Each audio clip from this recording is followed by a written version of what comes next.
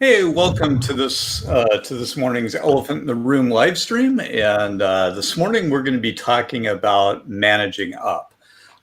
This is an interesting topic. I think it's been normalized in recent years. It still remains somewhat controversial, but I think we'll explore different angles of managing up today and see where the conversation leads us. So with that, Shaina, I'll turn it over to you to start. Thanks, Mike.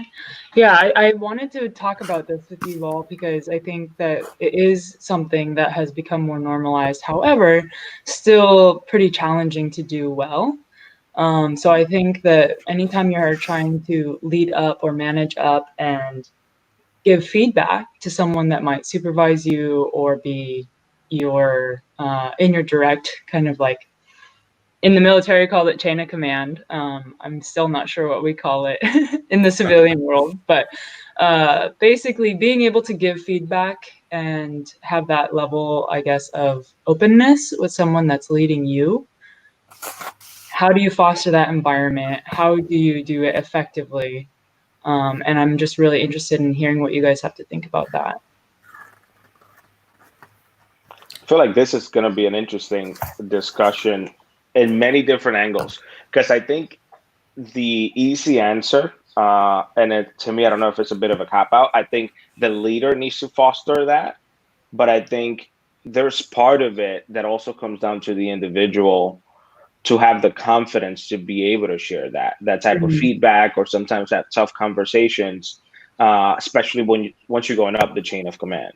Right. Have you guys ever had that situation?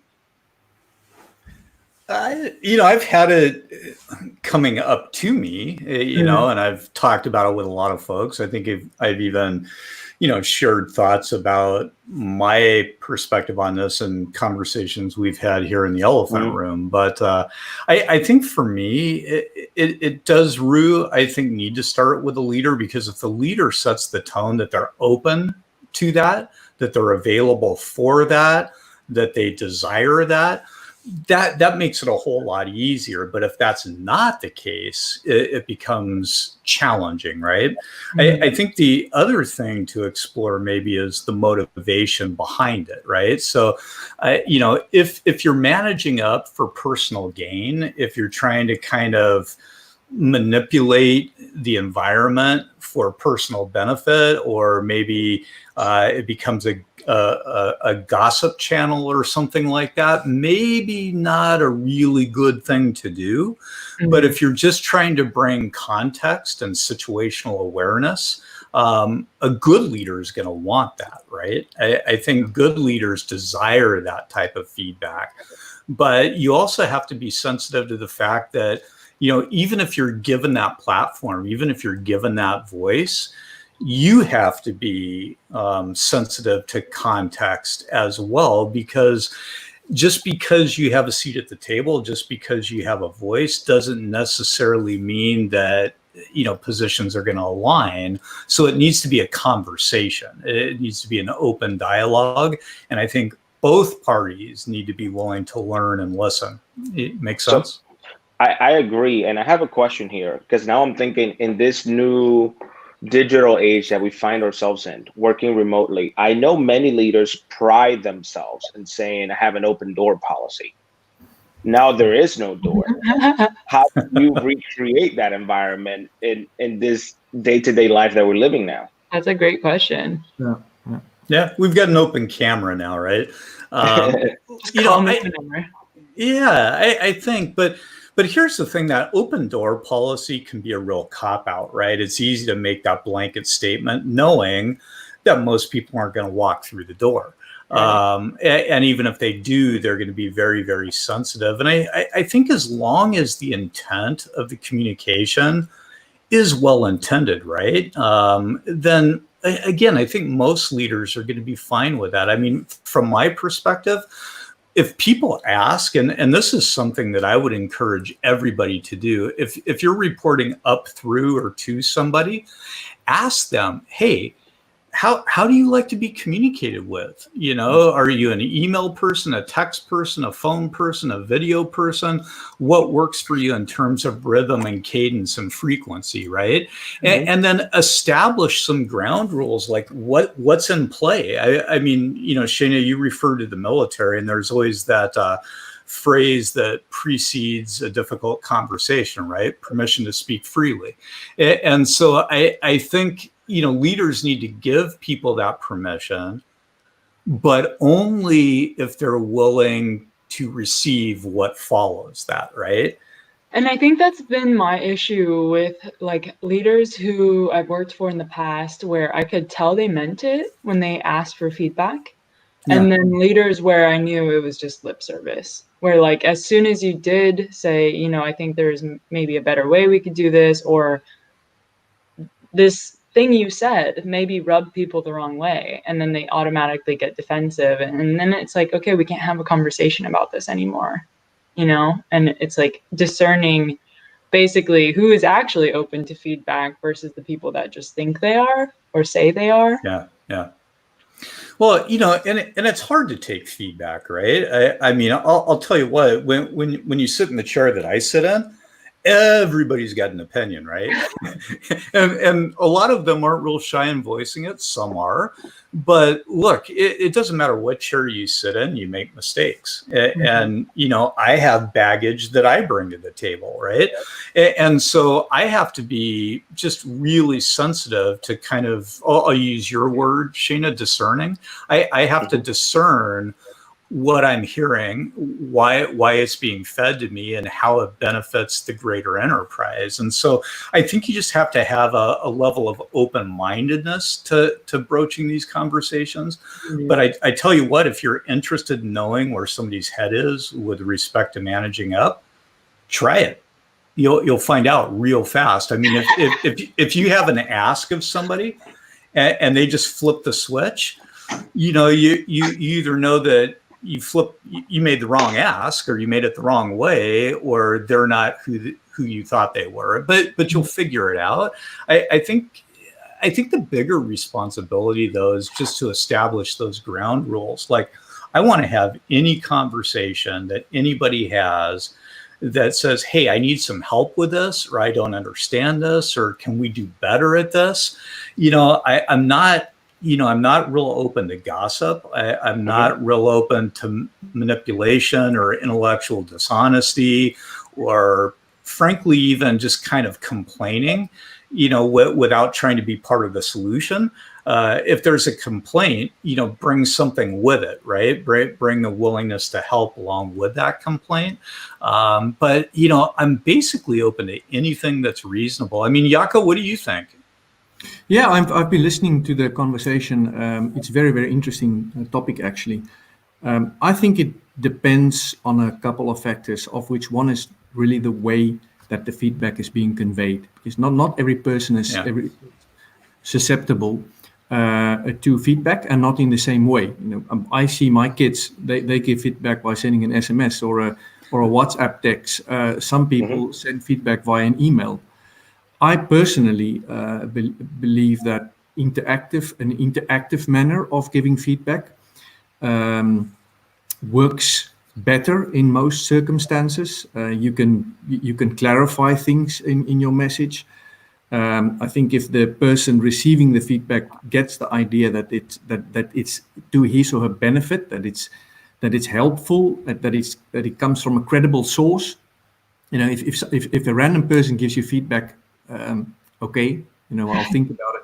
But if somebody like a trusted advisor or somebody you respect gives you feedback, it's worthwhile. It's worthwhile to think about it, and maybe also the timing and the circumstance. And if I think about the feedback in a relationship, I always like to talk about my wife. And maybe I'll tell you I don't know if I've ever mentioned the story about the red dress, which I usually use when talk about feedback, but people react to feedback differently, and you have to pick your timing. You have to get the timing right, and this also is very important for upwards feedback. So, looking at it from the perspective of giving feedback upwards, I think it's interesting to ask. I feel like if you're a couple rungs below, you expect to receive feedback from a supervisor. Is it the other way around? Like, has that become the normal, or are there still leaders who say they value feedback, but they're only saying it? So like as a leader, like if I was to flip it on like Jaco and Mike, and I know like I know of examples like Mike and I have had discussions that I know weren't fun, but I think you have the perspective that you came from it as a leader, and I come from the bottom, and I'm like probably challenging what we're gonna do with the company visually, and it's something that's very different. Like, how do you approach those discussions when it's somebody that's supposed to be below your chain of command? Like, I don't know. Like that's the Like part. there's It's like, a couple do you levels expect to it. that? Yeah, like you guys as a leader, do you expect to receive feedback coming from the bottom? Yeah. You know, Well, I want it. Like, look, I'm human, right? I like a pat on the back every now and then if I'm doing something well, and I want to know if I'm doing something wrong, right? Mhm. And I think, if you're part of the team and you don't feel like you have a voice, then we're doing something wrong. And so I think for me, it's got to go both directions, right? It's just like Shane, if I beamed into your world just out of left field and I started poking around on stuff, you'd probably wonder, holy smokes, what did I do wrong? Or why is this Mhm. happening? Or why is he in my space? Right.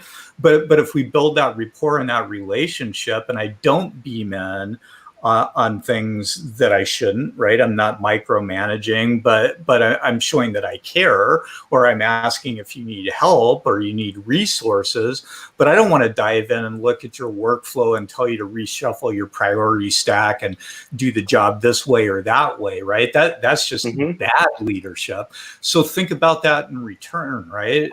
Just turn it on its head, and as you're managing up, just communicate the same way. I think the biggest problem is probably the term managing, right? I think managing up ought to just go away, Mhm. and I think it ought to just be communication, engagement, and you have every right to communicate your thoughts to me, and if I'm even reasonably intelligent, I should listen to that. And so I think the managing part is where it gets tricky, because I don't know that I would like to think that somebody wants to manage me that works for me. I mean, I think it may wake me up and say, whoa, if I need to be managed, I need to think about how I'm doing things. But I would welcome the communication. I would welcome the dialogue. But it's kind of how it's given, if that makes any sense. Like Yeah. if you come straight on with an attack, I'm probably, I'm like anybody else, right? I'm going to stiffen up and I'm going to wonder why this is happening. And, hopefully I settle down and I embrace it. But if you come at it and say, hey, Mike, I've got an observation that I've made over time. Would you be interested in having a dialogue around that? I think it would help me to understand your thoughts on it. And maybe it helps us as an organization. You'd have to be pretty tone deaf to turn that conversation off. But if somebody comes at you with a hammer looking for a nail, I think the defense shields go up, right? So if we get rid of the managing part and we just start having conversations and exchanges, I think that's how you build trust. Does that make any sense? It does. And I think for me, something that has helped me in the past, in a prior professional life, if you want to call it that, was going to the person who least expected and coming as a leader and asking them a question that was going to get them to think critically of me as a leader, and opening that door. And I know sometimes it was tough because I didn't know what was going to come down, but like sometimes just asking someone, what is it like to work with me on a project? And see their reactions. And sometimes just the fact that you ask the question catches them by surprise, like, oh, you really care about what I think. And I've noticed that the more I did that, the more that person opened up and the more a relationship grew stronger, because it led to that person no longer needing me to initiate the discussion of asking for the feedback. Whenever they noticed it and they noticed I had an opportunity to improve on something, they came knocking and said, hey, I noticed this. And they just let it be known. I think Yeah, I that, haven't.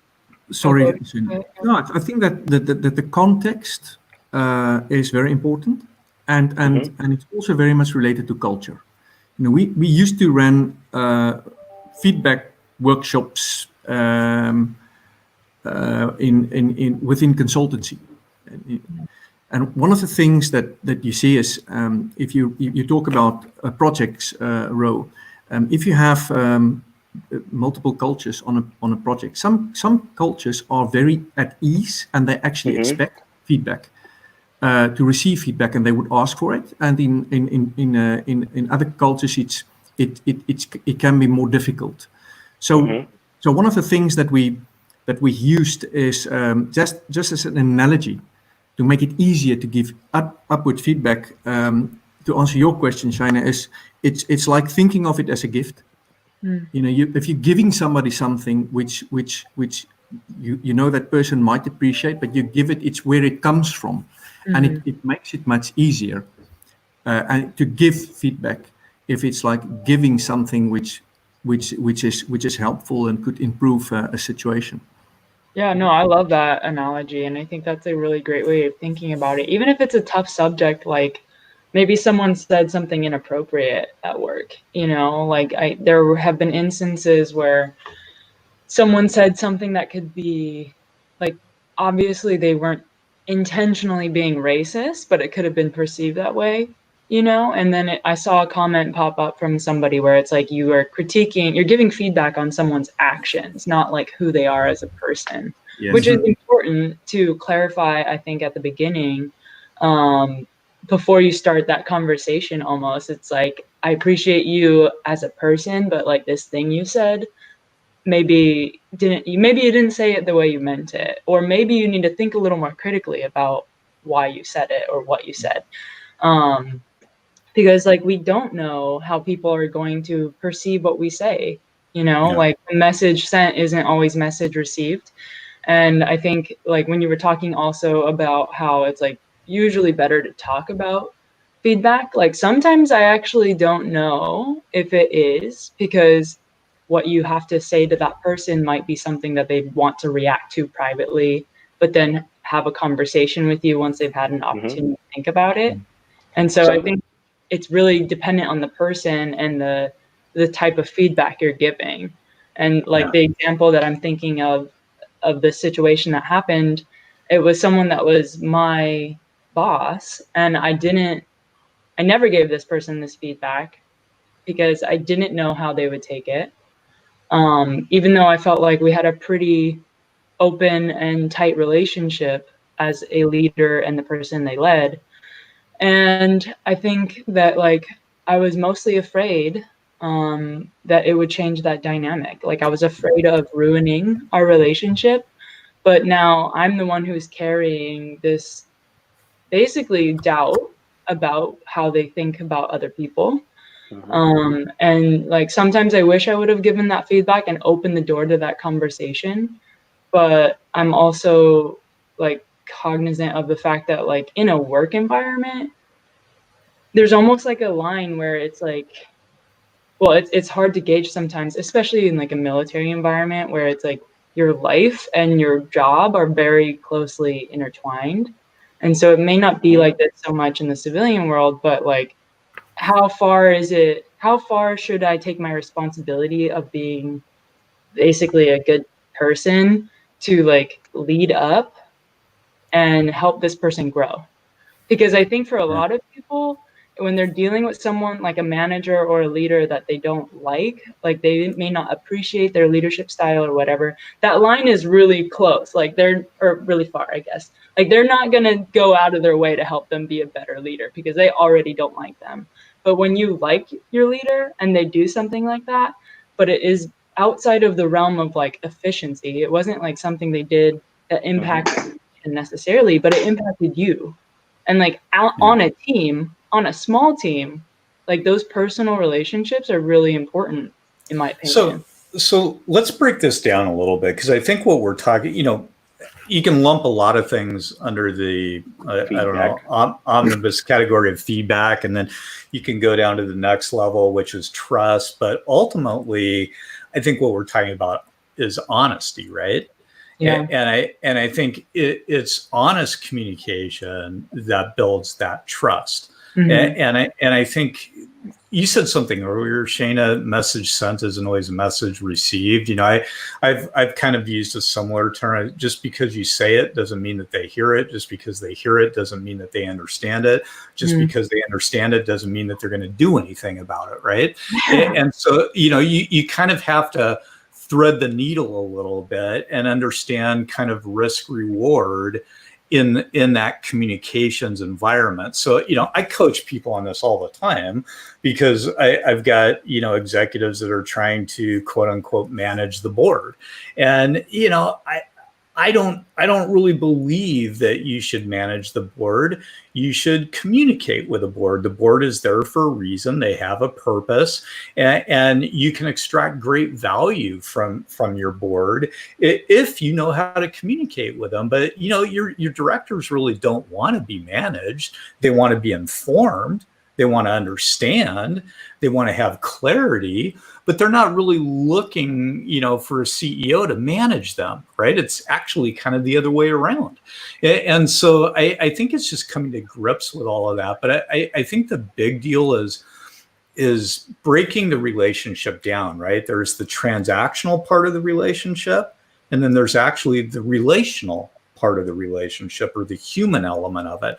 So in a business environment, I think you have a duty of honesty and loyalty. I mean, if you're employed by somebody and you're taking a paycheck from them and you're part of a team and you're not being honest, you know, there's something wrong with that. Now, there's usually a reason why you're not being honest, and it comes back to trust and to honesty. So we have to figure out how to bridge that gap, because if I'm doing something wrong and you know about it and you don't tell me about it, how do I fix it? Right. And so if you come at me honestly, directly, candidly, and you say, hey, Mike, I've got a real issue with something, and I think you need to know about it. Now, what you choose to do with it, it's up to you.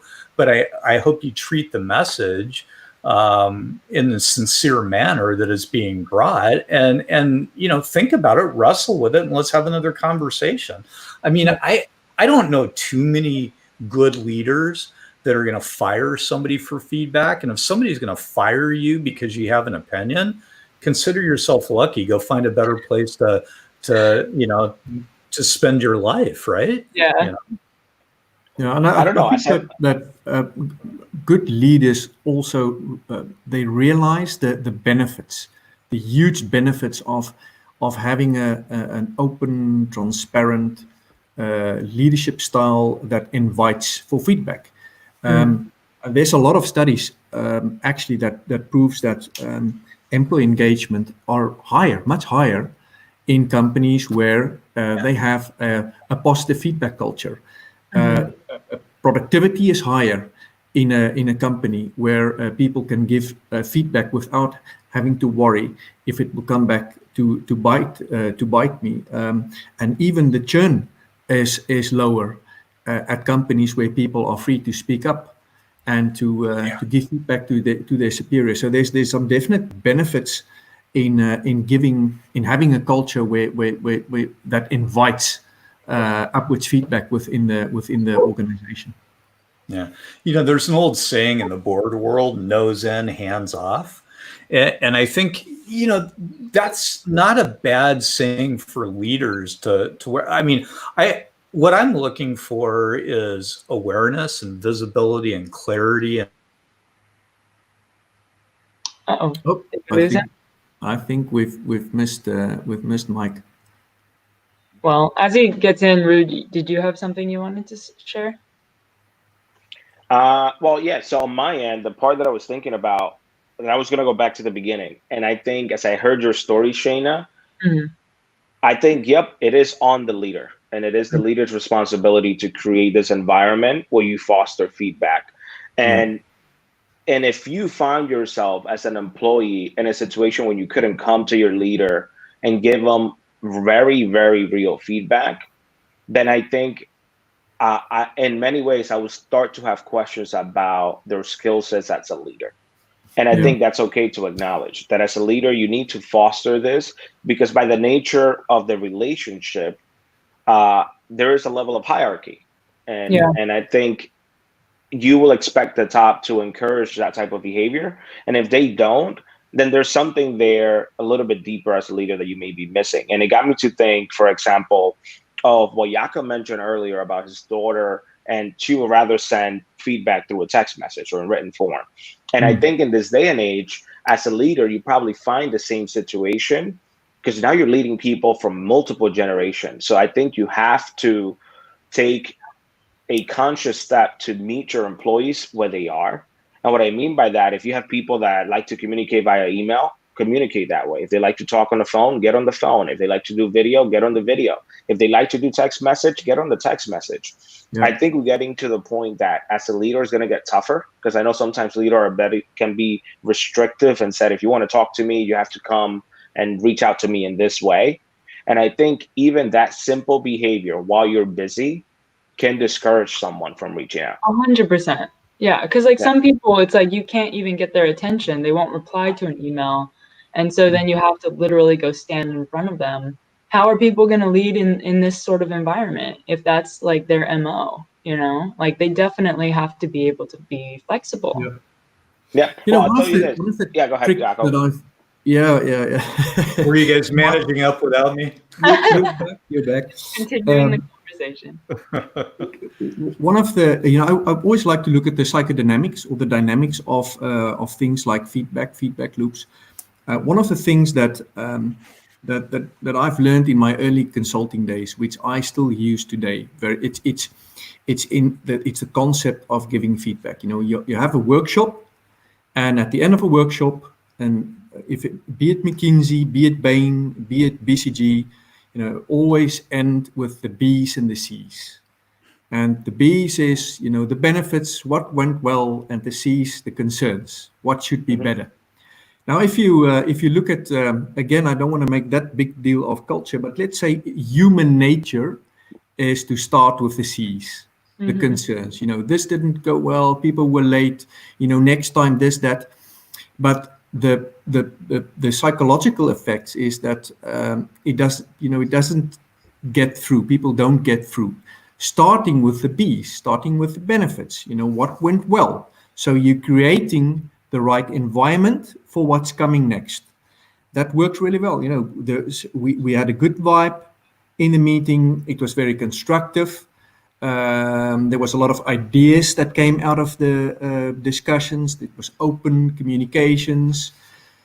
So it was a good meeting. And now comes the concerns. So we're still busy with feedback, but we've created the environment for people to be more receptive for the let's say the positive feedback. How can we be more timely or on time for the next meeting? It's a different way of phrasing, giving feedback to the whole to the group that actually we should be on time, but we're not saying it in such a way. We're reframing it in a question which makes it easier for people to deal with that. It's interesting. I like the B's and C's, and I like the concern, because people think about constructive criticism. We'll stay on the C's, right? Is constructive criticism is still what? Criticism, right? Yeah. And I think when you voice something as a concern, it's a meaningful difference in framing. And I think a lot of this is have some introspection before, look in before you look out. So if I've got a concern, my first thing that I need to process is, am I right? Is it relevant? Is it meaningful? Is it trivial? Is it significant? I mean, I have to wrestle it to the ground first before I can determine whether or not I want to escalate it, right? And if I've been thoughtful enough in my approach, and I've been discerning, and I've been wise, and I think, okay, this is significant, I need to escalate it, and it's voiced not as criticism but as a concern, and it's voiced properly. I mean, Shaina, I'm going back to what you were saying earlier, how you had an issue with a leader and you were worried that issue might hurt your relationship. I guess what I would say is, how good is the relationship if you can't be honest about it? It's kind of and so I think these are things, like, I don't call a lot of people friends, because to me, friends means that you're completely transparent. I mean, everything's on the table. You care deeply about that person, and you're not going to hold back. You're all in, right? And, I'm not like that with everybody. I've got, friendships, and I've got professional acquaintances, and I've got people that I casually know. And how you climb that ladder in my world is an element of trust and honesty, right? How much do I really care about this person? And I have to be honest about that myself, right? Do I want to go all in and make an investment? Because guess what? Relationships take time, right? And people are smart. They know if you're just giving them lip service. I mean, I'm not going to call somebody a friend and make no investment in them, or give them no time, or not be honest with them, right? That's bad on me. So I think just kind of understanding what you're willing to give in a relationship and what you need to get out of that relationship, that helps bring some definition and some structure, right?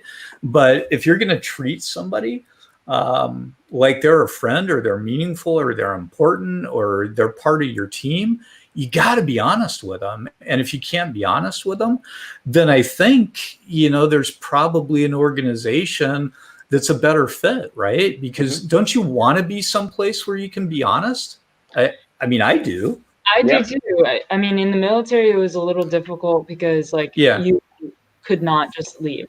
Like, if something happened where it's like, all right, this is obviously not a great work environment for us, like, we had to just sort it out. And so I think that was part of it. And then also, like, going back to my question about, like, where is that line between, like, professionalism or professional feedback and, like, personal feedback? Is there a line? Do you guys, like, feel there is kind of, like, you can touch at work? If it impacts your work, then it's business. And it's funny, because as I'm listening to this discussion, I caught myself thinking that we started to talk about feedback, and we haven't added a second word to it. But most of the discussion has been around how it is negative or about correcting something. And I think as an employee, now I'm looking at myself critically and saying, you know what? Why am I only thinking of it as negative things somebody does? How often do I call out the great things my supervisor does? And I let it be known. And you get what I mean? And, like, share the value that they provide for me. And now that I think about it, and I'm kind of putting the magnifying glass on me, I'm like, I probably don't do it often enough. And now, do I call them out on things that I think are not right? I probably do that way too often.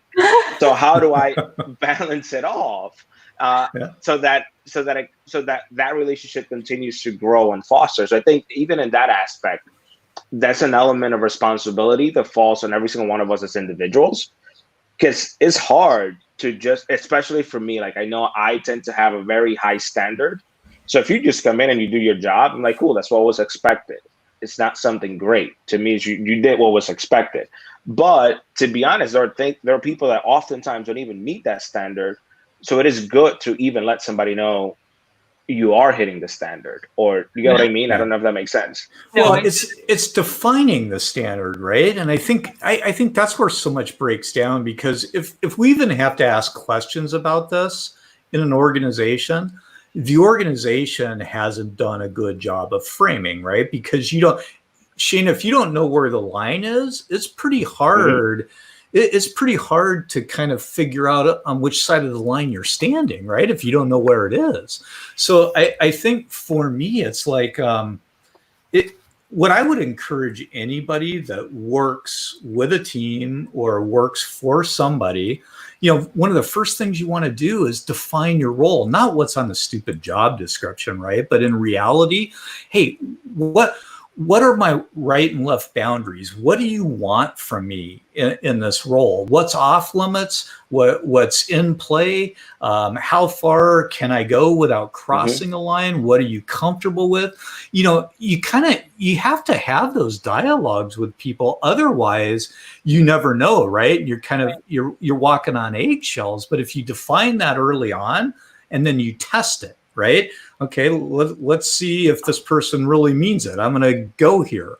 And then you learn. But as the person that you're engaged with, as they start to prove that they're trustworthy, you know, the dialogues become richer, they become more robust, they become more meaningful.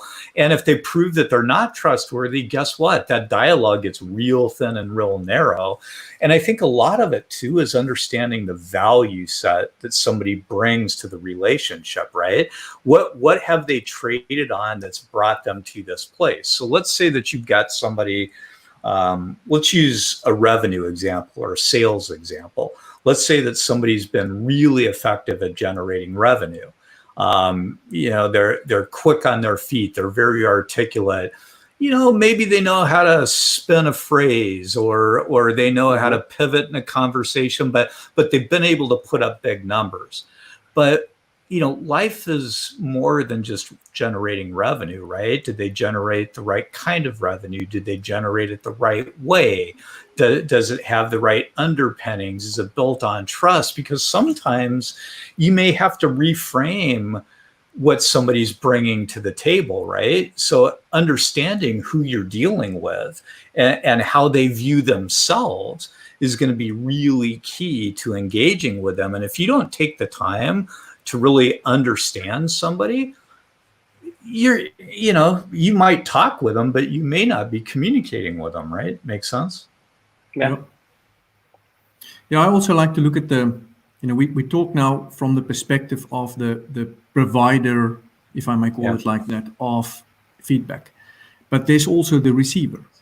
There's and one of the things that's mind-boggling for me is leaders asking for feedback, but then not following up or not doing anything with the feedback. Yeah. And I would like to get your take on that, Mike. But I think it kills trust. It works negatively in that relationship, and people just stop sharing their views or ideas because they just know that it nothing happens with it and it's not being acted upon. Yeah. You know, I don't want to get into this whole management versus leadership thing because that's kind of a rabbit trail. And I think a lot of that argument is intellectually dishonest. But I don't really like the term management at all, right? I think if you lead well, teams are kind of self-managed to a degree. I don't like to manage communications. I don't like to manage expectations. I like to align them. I don't like to manage them. I think, let's go back in time, right? Management science. When did management as a science begin? Industrial Revolution, right? Because you had people that were cogs in a wheel. They had to perform a task, and there were several tasks that had to be performed to generate the outcome. And it was pure management. It's like, hey, do this that way and don't miss a beat. But we're post-industrial right now. And people don't, management as a science, I think, held the world back for about 20, 30 years, because, and frankly, there's still people out there running their teams the way Henry Ford ran them, right? It's, we're in a different world today and we need to think differently. And so without going down that whole leadership management trail, I think it's really important to understand that, don't manage things. Just be honest, be straightforward, be candid, be transparent. And I got to tell you, Jaco, to your question, being on the receiving end is hard, right? Everybody every day has an opinion about what I do.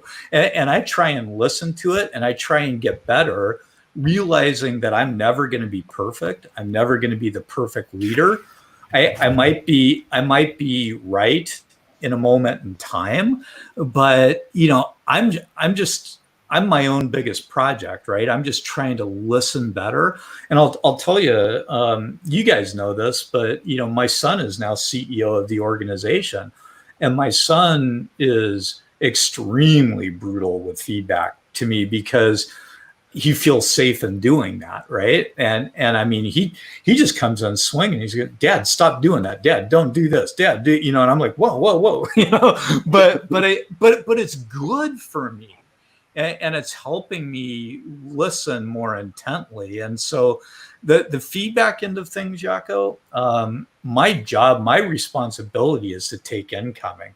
That's my job. It's to take it, understand it, absorb it, frame it, and try and do something with it, right? And if I can't do something with it, explain why. It's like, hey, I really appreciate those thoughts. I think those are really valid observations. I get this, but let me help you understand how I'm seeing this, and let's work through it. And then I can talk about second, third, fourth order effects. I can talk about the bigger picture. I can talk about the order of the priority stack. I can talk about the people involved. I can have that dialogue, but I can only have that dialogue if I understand it and if I care enough about somebody to have that conversation. And I think if you get to the point where you don't care as a leader, you got to stop leading. And I'll tell you, I've been close to that point at times. Lots of times in my journey, I've been, enough, I'm done, I'm out of here. I don't need to do this. I can do something, but then I have to gut check myself. I have to look at myself in the mirror. I have to get honest with myself, and then I have to do the right thing. And so, it's hard sometimes, but Jaco, you've given me lots of feedback, and I like to think that I absorb it. I like to think that I act on as much of it as humanly possible. And I like to think that I keep you in the loop on what I'm doing. But my guess is I don't do well enough at any of those things. My guess is there's room for improvement in every area. So, my ask of you three is to stay on me, right? If I'm drifting, or if I'm not hearing, or I'm not seeing it, bring it back to me. I mean, hold my feet to the fire. You know what, Mike? You said something, and that got me to think back to my early 20s. I was probably 20 or 21. And that is that you told Jaco that you keep them in the loop. And I remember the first time I provided feedback to a manager, and like a day and a half later, she came back to me and she says, "Hey, I heard what you said, and these are the actions I'm going to take to fix it." I was like 20, 21. I was like, I don't know, why are you telling me? You're the manager. You do what you do. I already did my part, right? That was like my mentality in all reality. But what it did for me, the fact that she kept me in the loop, was throughout like the next 6 months, every time I saw her take those actions, even if she wasn't perfect, I was like, oh, I now see that she's trying. And she took what I said seriously. And I think sometimes that follow-up or coming back around probably has even a bigger impact than we think. Because oftentimes, especially if we're like leading upwards, like if I'm giving Jaco or Mike feedback, I'm guaranteed in my mind, you might have made a decision that you have more information than me when you made it. But I'm giving you feedback based on what I saw. And I may be missing 5 pieces of the puzzle that led for you to make that decision. And sometimes that's all it takes. It's like, hey, there was all this stuff in play that led to this happening this way. And I think that form of free communication may oftentimes be more beneficial, and I think it creates for that better relationship. I've been in that seat so many times where, somebody will bring something and I'll have a lot more information. And when I fill them in on, hey, I was evaluating these 7 other things, but then, what I do above and beyond that, or what I try and do, is to also say, but you know what? I should have thought more about X.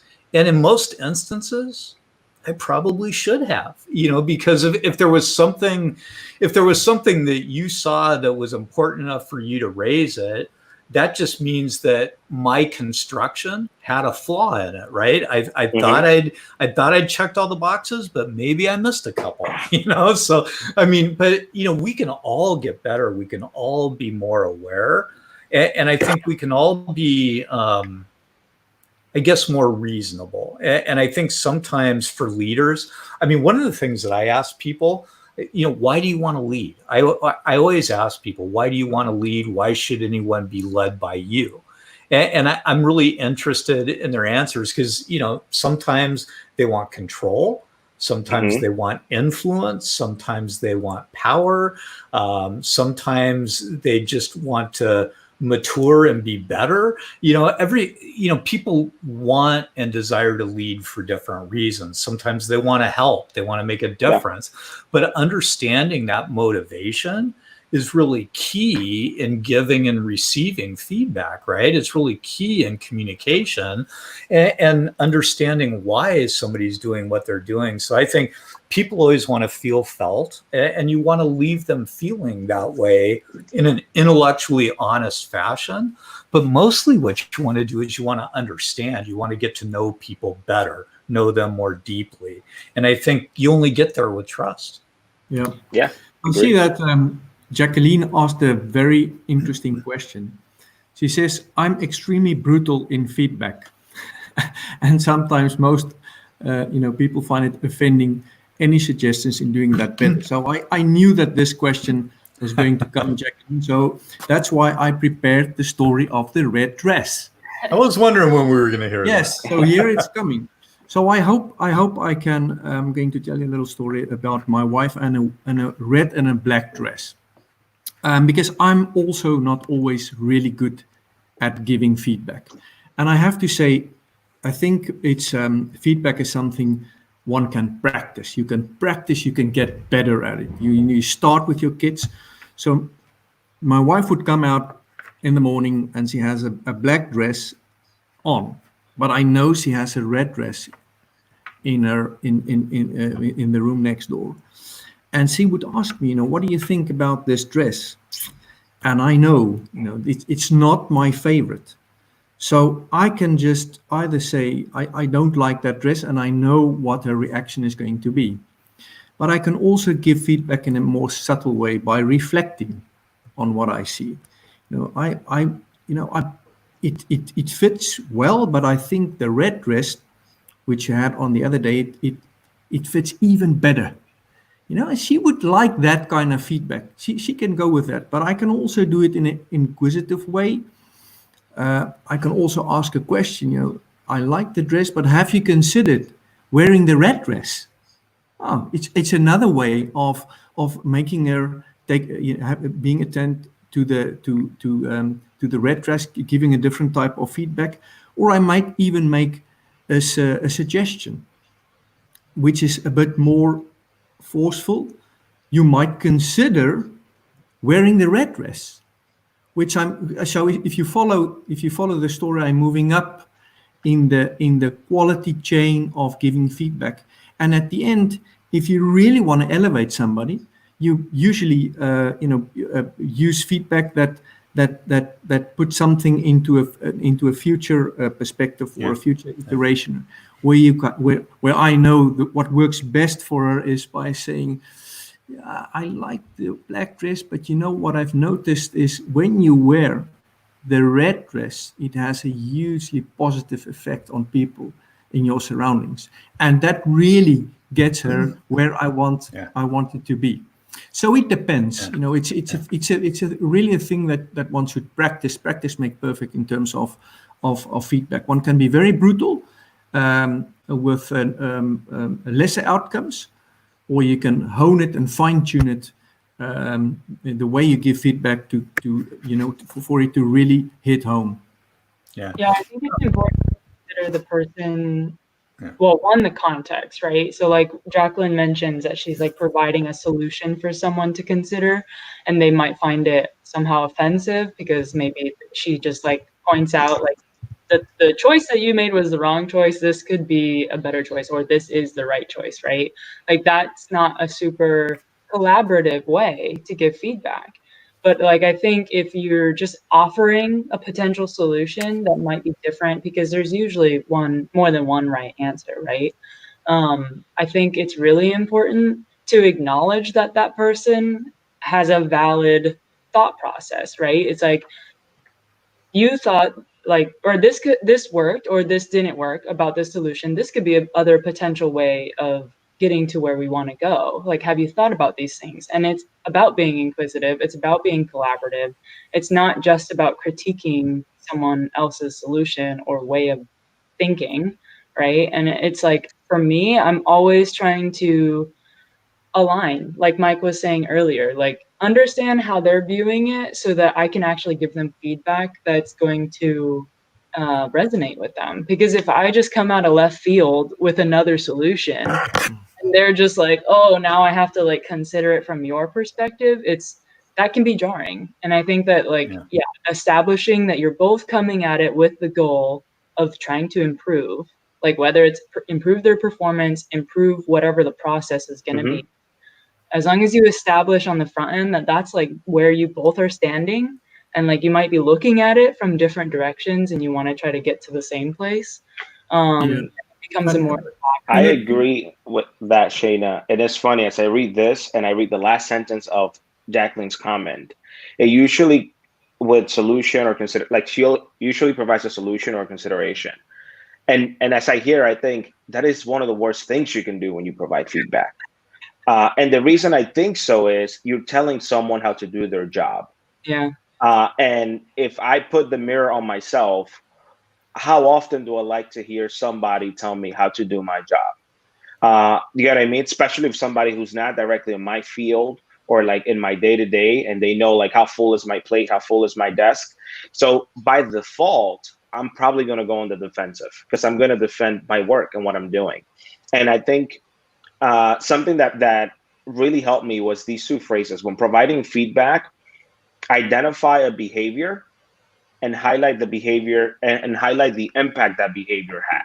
And that's about it. Don't go in, try to provide the solution unless that person asks. It's like, hey, what do you think I should have done differently? Correct. Because I feel like if that person's asked, then they opening the door and they're letting you know, right now my mind is at a place where I can hear a suggestion. Yeah. And I don't have my walls up. Right. Yeah. You know, one of the things that I've learned to do over the years, and this is when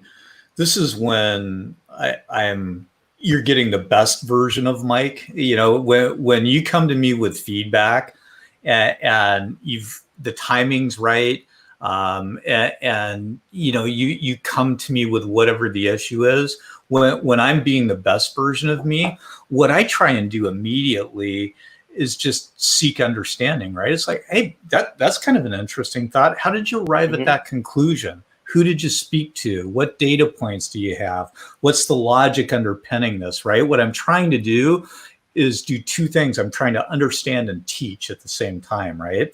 Understand and coach at the same time. So it's like, let's see what their thought progression was. Let's see how diligent and thorough it was.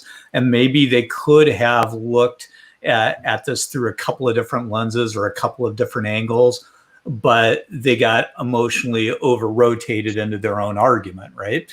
And so, you know, my best advice to people is don't come with solutions, come with questions, come seeking understanding, come presenting optionality, right? Because to Shaina's point, there's never a single right answer. There's many, many different ways to get anywhere. And so when you're thinking through a solution, that's what I do when I problem solve, is I say, okay, here's the problem. Now, you know, what are the different types of solutions that we can come up with to address that problem set? And maybe there's a really great solution over here, but, you know, takes too long, costs too much. You know, maybe it, you know, tips something else over. Maybe it's going to alienate a certain amount of the constituencies that are going to be involved with the outcome. So you really need to kind of learn to process. And so what I've done over the years is try and help people understand how to get a yes out of me, right? Because I don't want to say no to people. I want to teach them how to get a yes. And I think that that's when I'm being my best self. And I will admit that sometimes I'm not my best self. Sometimes somebody will come at me and I'll say, no, zig instead of zag, or I come to them with, hey, I want to see X instead of Y.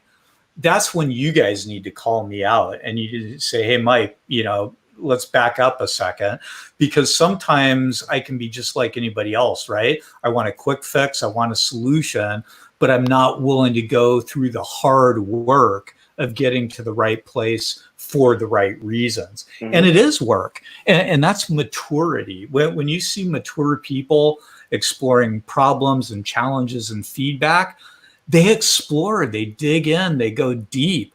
They look for dissenting opinions. They look for other people's voices, because they know if they don't go through that path, they're just going to hit a lot of speed bumps along the way before they run into that brick wall. But you can knock down all the speed bumps and you can get rid of the wall if you're willing to explore deeply and thoughtfully enough. Does that make sense? For sure. I mean, to me, it gets back to like why I feel like it's important to communicate empathy. Yeah. So Jose left us some comments, talking about how feedback might be hurtful, you're pointing out something that they did and it was like the wrong thing to do maybe in that moment. Or he also said sometimes feedback is seen as advice. I think that like the best way to bridge that gap is to empathize with that person. Like first in your mind, like acknowledge that maybe they were having an off day or maybe they have other stuff going on. Like just try to like put yourself in their shoes. But then when you go to talk to them about this subject or whatever event occurred, like you can say literally like, I don't know what's going on with you. If there's anything happening that may have like, put you off in that way or whatever, and just like give them that olive branch almost. And then be able to like have the conversation around wanting to either prevent something negative from happening again, or just like helping them grow and being basically seen as a coach or someone who's going to just help them be their best self.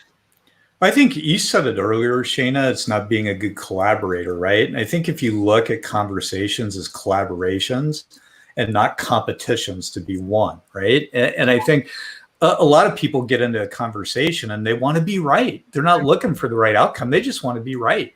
And I think, if we can just step back and say, I don't really care whether I'm right or wrong, because I'm wrong as many times as I'm right. But I get to a place of right more often by getting more people involved with the decision. And I think, I don't know, it's a level of emotional maturity. And I got to tell you, there have been points in my career where I've been emotionally immature, and there are points today where I'll have a day where I'm emotionally immature on something, and that has a ripple effect that then I have to go back and unwind, right? Because I wasn't being thoughtful enough. I didn't dedicate enough time to this. I trivialized something that I shouldn't have. And so if we can just, we talked about this before, slow down to speed up, right? And I think that's a big part of it. Just don't be so bent on getting to an outcome. Be bent on getting to the right outcome. And those aren't always one and the same. Mm-mm. That's true. Yeah, you got to widen your aperture to look at, you brought up the revenue example before. It's not always about just achieving that one specific part of the outcome. You want your team to be there all together at the same time, or at the end, I guess, so that you can take on the next big challenge. And so I think that's why like the relationships that I have with the people I work with are paramount to the like actual work we're doing. I think that you have to value that as much if you want your team to basically survive the onslaught of whatever you're trying to accomplish, right? Yeah, I'll give you an example on that same thought line. I mean, I'm starting, I've been on this continuum for a long period of time. I'm not as far along on that continuum as I want to be, but I'm being a lot more thoughtful now about the types of clients that I engage with, because those clients are going to have an impact on my team, and so when I have a client that I know, isn't going to treat my team well or is going to complicate their lives, or I want to serve a client, but I don't want to serve a client to the extent of not serving my team. And so, I'm trying to be more discerning about, okay, I can go out and engage here and book this revenue, but is that a good thing? It's not always a good thing. It's, I look at I can go back in history and look at the deals that we've closed over time, and I'll bet you a good 15% of them, maybe even as much as 20% of them, looking at it through my lens today, I would have respectfully declined to engage in those relationships because of the ripple it was going to have on my team. And so, we just need to think like that at every level of the business, and we're all going to get better, right? I think that's the big thing with feedback, and we're at the top of the hour, so maybe we leave it there. It's never too late to get better. It's never too late to be better. It's never too late to help others be better. And as long as we have that mindset, we're going to find our way. When it starts becoming all about me or my agenda or my feelings, you need to check yourself and think about the other people that you're impacting. And maybe that's a good place to button it up for today. So Roo, you want to close us out, sir? Sure. Once again, thanks everyone who joined in today. If you haven't, please follow us on social media and share if you got any nuggets of info from this video. Other than that, we'll check you guys out again on Tuesday at 11 a.m. Eastern. Bye, everybody. All right. Thanks, everybody. Bye-bye.